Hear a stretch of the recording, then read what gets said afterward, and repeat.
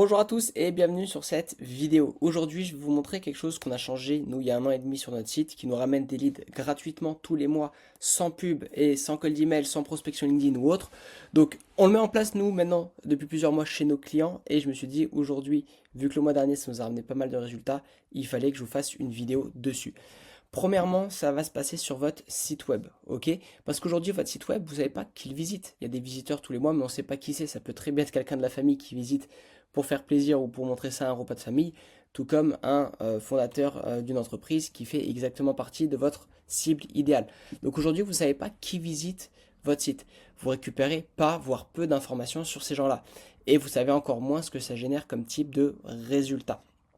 Ok, on le voit, 95% des sites B2B ne génèrent aucun lead. Ils sont beaux parce qu'ils ont été faits sur Webflow, mais ils ne ramènent strictement rien. Et donc nous, on a changé, il y a 1 an et demi, on a mis en place un lead magnet dessus. C'est un pop-up qui s'affiche au bout de 3 secondes directement sur le site. Le but de ce lead magnet, c'est d'apporter de la valeur pour celui qui le télécharge, mais c'est nous de notre côté récupérer de la data, nom, prénom, adresse mail, numéro de téléphone, etc. Sur le mois dernier, ça nous a ramené 47 leads, 47 téléchargements de ce lead magnet, des leads chauds, qualifiés et prêts à parler. On récupère les coordonnées, c'est bien, mais concrètement, qu'est-ce qu'on en fait? On va mettre en place des automatisations mail et WhatsApp dessus. Ok, ça pour ceux qui connaissent, c'est exactement les workflows qu'on partage à chaque fois sur la chaîne. Ils reçoivent un mail, un WhatsApp. Nous, boum, il y a une notification Slack qui arrive et après il y a toute une série d'automatisations.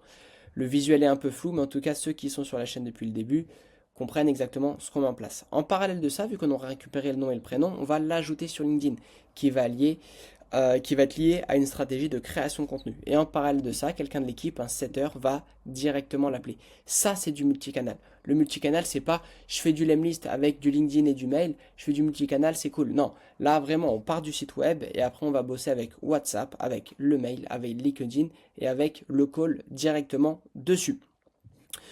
Tout ça, ça fait chaque canal qui joue l'un pour l'autre, un peu comme une équipe de foot. Et là, il y a une vraie stratégie cohérente. Pourquoi l'équipe de France a gagné la Coupe du Monde en 2018? Parce que chacun dans l'équipe, les attaquants jouent avec les milieux, qui jouent avec les défenseurs, qui jouent avec les goals, qui jouent même avec les remplaçants. Et bien c'est exactement pareil. Vous, dans votre acquisition, il faut que chaque canal d'acquisition pallie les faiblesses des autres. Mail, c'est bien pour faire du volume, mais il y a une mauvaise délivrabilité, donc on compense par WhatsApp, etc. On allie chacun des canaux et on prend la force de chacun. Et c'est ça qui fait une stratégie gagnante à la fin.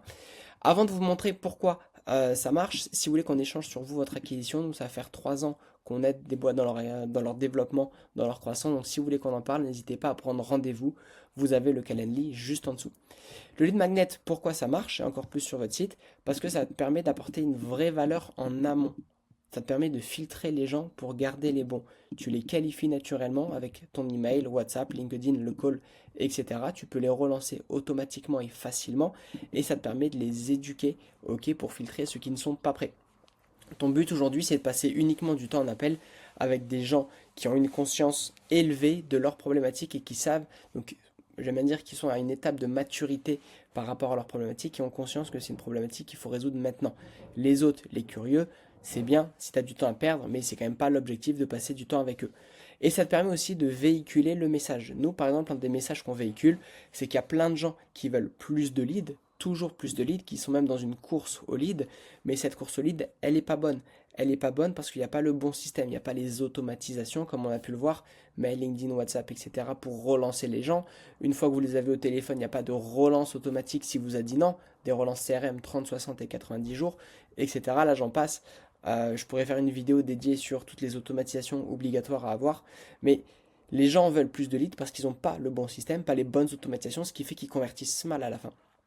Et quelqu'un qui va avoir 20 leads, il va en convertir 1 sur 20, au lieu que quelqu'un qui en a, je sais pas si la phrase se dit, mais quelqu'un qui a un bon système, lui, il va pouvoir en convertir 5 sur 20, mais il n'a pas besoin de forcément plus de leads. Ou alors quand il voudra plus de leads, c'est vraiment sur du scaling. Et donc vous, aujourd'hui, c'est ça qu'il faut vraiment regarder avant tout, c'est est-ce que vous avez le bon système pour accueillir plus de leads? Ou est-ce que c'est une piscine trouée où il faudra mettre toujours, toujours et toujours plus d'eau dedans? Donc voilà, et quelques petits pièges à éviter avant la fin de la vidéo, et avant de lancer surtout votre lead magnet. Les pièges à éviter, c'est résoudre une problématique, ok? Il faut vraiment que la problématique que le lead magnet résout, faut que ça déclenche une nouvelle problématique qui aille votre offre. hop, on t'a aidé à résoudre ça, maintenant, tu as telle problématique, c'est là-dessus où on va t'aider à le faire. Il ne faut pas faire un lead magnet trop générique, ok? Trop générique, le mec, il va le voir directement, tu es juste là pour récupérer ma data, pour me mettre tes automatisations, pour me vendre quelque chose, et ça va pas marcher. Aujourd'hui, sur LinkedIn, il y a plein de gens qui font que du lead magnet dans tous les sens, mais derrière, il n'y a aucune valeur, il n'y a aucun tips, il n'y a aucun vrai conseil, il n'y a aucune chose vraiment applicable, ce qui fait que naturellement, ben, il n'y a pas de conversion derrière. Ok, et donc là, vous allez battre du lead dans le vent pour rien. Les gens en auront marre de vous vu qu'ils auront compris un peu le jeu auquel vous essayez de jouer et ça marchera pas. Donc vraiment, évitez ces trois pièges-là avant de lancer votre lead magnet et après, mettez ça en place directement sur votre site, dans votre communication LinkedIn et vous allez voir qu'il y a des leads gratuits, qualifiés, éduqués qui tombent tous les mois. Voilà. Et si vous voulez qu'on parle de votre acquisition, vous l'avez vu un peu plus tôt, le lien est directement dans la description juste en bas. À très vite.